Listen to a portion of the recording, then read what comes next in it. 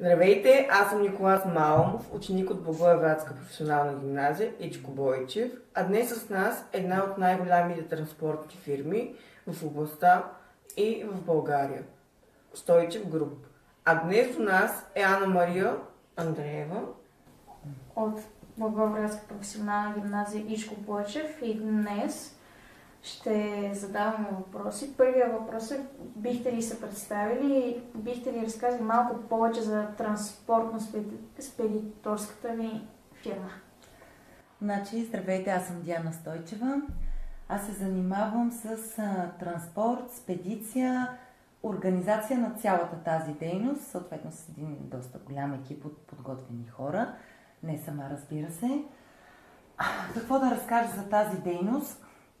Това е дейност, която в последните години доста навлезе на пазара, има доста голямо развитие. Когато ние започнахме, беше доста трудно, тъй като тогава буквално съществуваше само една фирма DAP, мисля, че беше, или нещо от сорта, да. Извинявам се, за което аз съм била много малка тогава. И когато се наложи да търсим първите кадри, с които да работим, беше много трудно, тъй като буквално немахме хора, които единствено нещо, което знаеха, беше как изглежда самия камион.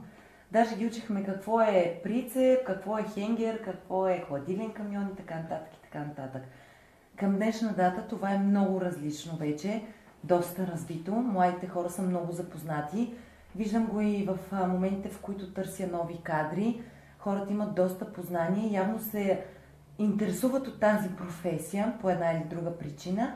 Най-вече заради това, че тя е много комуникативна и ежедневието е различно там. Има интересни казуси, които се решават и това според мен привлича младите хора. Госпожо Стойчева, спомняте ли си момента, в който започна вашия интерес към този бизнес? О, да, много добре. Аз бях на 18 години, тъй като, да го вметне и това, тази фирма е създадена от баща ми. Бях на 18 години, когато вече бях започнала да работя във фирмата, но тъй като нашата фирма има няколко дейности, работех в друга дейност, която не беше свързана с транспорта, беше свързана с производство. Но тъй като аз лично не се намерих там, започнах сама да търся нещо ново. Но тъй като нашите дейности са все мъжки професии, така да се израза, и на онзи етап, пак казвам, повече мъже се занимаваха, аз казах на баща ми, че искам нещо различно и той тогава ми каза сама да намеря себе си. Застанах в един офис, една колежка, която беше значително по-възрастна от мене, доста. И буквално започнах да се уча сама от А. Като казвам сама, учих се какво е камион, как се смята разход на гориво, как се изчисляват маршрути, такси, как да смятам абсолютно всичко, което е свързано с тази дейност. И вече това нещо възбуди моя интерес. Аз започнах все повече и все повече да искам да знам и по този начин започна едно надграждане. И оттам се стигна и до спедиция и повече дейности и така нататък и така нататък. И общо взето започнах на 18. Какво ви вдъхнови да развиете именно транспортно-логистичен бизнес точно в тази сфера? Вдъхнови това, че, както баща ми каже, транспорта никога няма да спре. Стоките винаги трябва да се движат по един или друг начин и то наистина е така. Като във всеки един бранш има моменти, които са кризисни, има си своите периоди на върхове и спадове. Това е напълно нормално. Няма как винаги да си горе или долу. Но това нещо, когато човек е гъвкав, когато има правилното мислене и когато има прекрасен екип, разбира се, тези неща винаги се преодоляват и от тях излизаш по-силен. Да, смея да твърдя, че след всяка криза нещата се слушат все по-добре и по-добре и растежа винаги е двойно и тройно от предния път, когато е имал такава криза. И точно поради тази причина, тъй като и аз самата много се въодушевих от тази професия, тъй като тя страшно много отговаря на моя характер и темперамент. Там е и моята комуникативност мога да включа, моята логика мога да включа, психологията, която нося в характера, смея да твърда, тъй като работя от 18 годишна с хора и сама си набирам екипа. Това е много, много важно, човек да може да е и малко психолог, за да може да задържи тези хора. те винаги да се чувстват оценени, никой да не се чувства потиснат, е най-трудното нещо, даже бих казала, в професията и не само в тази. Във всяка професия, в която трябва да работиш и да комуникираш с хора, това е много трудно. А какъв беше подходът ви за намиране на най-добрата флотилия, за да бъде екологично? Тук може би госпожа Димитрова ще може да бъде по... Значи, едно от предимствата, според мен, на това, че сме част от Европа, е, че повечето страни са значително по-развити, екологично по-чисти, с много по-голями изисквания относно превозните средства. Тоест, за да искаме нашата флотилия или част от нея да кара в страни като Австрия и Германия, нашите камиони трябва да бъдат възможно изчистени, ако така мога да се изразя. В смисъл Евро 2, Евро 3 са стари камиони, които не само са излезнали от употреба там много отдавна, но които излизат от употреба и тук. Те са камиони, които имат страшен голям разход, които замърсяват въздуха страшно много. Тоест, ако искаме ние да бъдем част от Европа, да се развиваме и да пътуваме по тяхните пътища, ние трябва да се развиваме с Евро 6. Да отговаряме на стандарти. Абсолютно. Да. Тоест, ние, ако не отговаряме на тези стандарти, няма да имаме възможност въобще да пътуваме по Европа. А като обновявате автопарка, какви нови неща искате да въведете? Нови горива, електричество? Ами, на този етап, тъй като човека, който главно се занимава с това нещо, пак казвам, ние сме разделени на доста отдели, тъй като вече станахме доста голями. Знам, че в момента се ходят на представяния, на нови представяния в Германия, в Холандия, на DAF, на MAN, на Renault. Сега в момента очакваме нови 10 камиона Евро 6, които ще бъдат Renault. И винаги гледаме да вземем най-подходящо, което е за пазара, тъй като ние искаме да работим и да сме конкурентни на един голям европейски пазар и не само европейски, тъй като караме и други държави, например Англия, която вече не е в Европа. И просто се стремим да бъдем с едни от най-добрите камиони, които съответно да не замърсяват околната среда.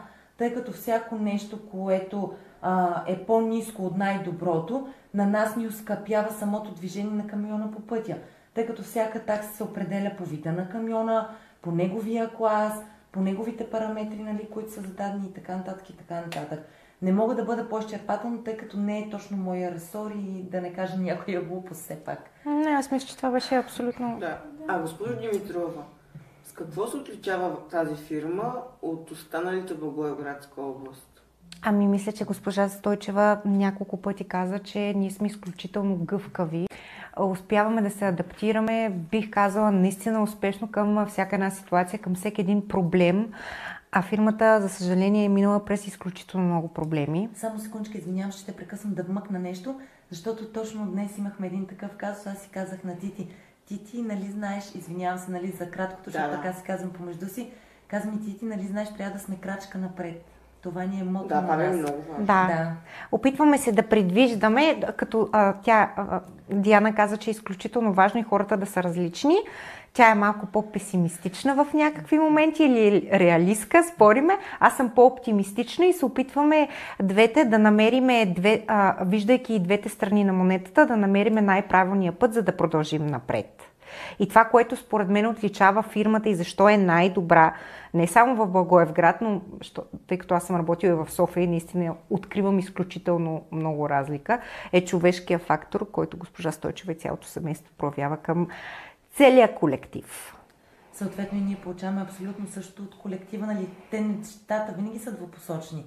Няма как да е само от едната или от другата страна. Смисъл, нещата се случват само когато са взаимствени. Съпорт изключително голям. Да. И другото нещо, което искам да допълня към това, което ти каза, извинявам се, че не казвам госпожо, но ми е толкова близа, е, че ние, аз съм казала в офис, аз не искам да съм госпожа Стойчева. Аз съм колега и искам да има разговор, спор, не къвга, много са различни тези две неща.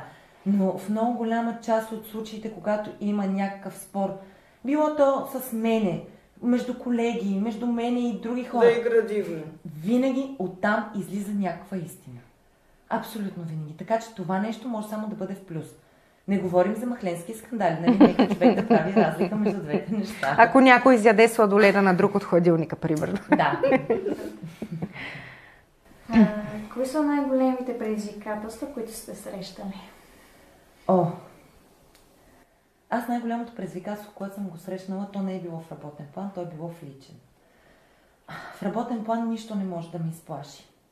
След загубата на моя баща, на мен и на брат ми се наложи на много ранна възраст да пораснем буквално за един месец. Защото хора, които имат фирми, се занимават с голям бизнес и знаят за какво става въпрос, тогава човек, нали, тези фирми са с кредити, с лизинги, има много голями капитали, които трябва да се управляват. И с това нещо, което ти оставя този човек, той ти оставя, едно благо, но с това благо получаваш много повече отговорности. Извинявам се, просто ми е емоционален момент. И ако човек иска да се справи и да продължи напред, тъй като след неговата смърт имаше доста грозни изказвания в публичното пространство, дали ще се справим, дали няма, че фалираме, нали, тръгнаха едни грозни слухове. Ние ги опровергахме, между другото, доста добре. Много бързо. Адмирации. Да, и продължаваме вече, нали? Аз на всички пожелавам да са живи и здрави и само едно мога да кажа.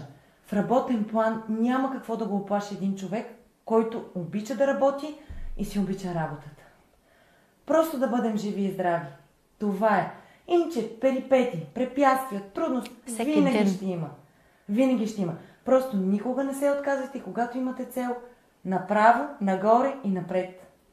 А как оценявате пазара на труда в България? Според мен пазар на труда в България вече е доста високо ниво. Смея да твърдя, че подкрепя и искаме нашите служители да взимат възможно най-високото, което се предлага и дори над него. Винаги да сме по-отгоре на стълбичката. Но, за съжаление, нещо, което виждам, е, че има много голяма част от кадрите, които имат много високи изисквания към самия работодател, но в същото време нямат предлагане. Което мисля, че много скоро време ще започне самия пазар да ги отхвърля и точно поради тази причина, според мен, започват да влизат и много от тези IT технологиите, където се вкарват вече изкуствен интелект. Да, изкуствения интелект, нали?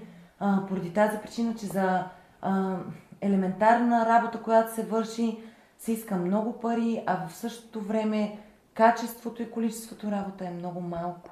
И просто той служител не се изплаща.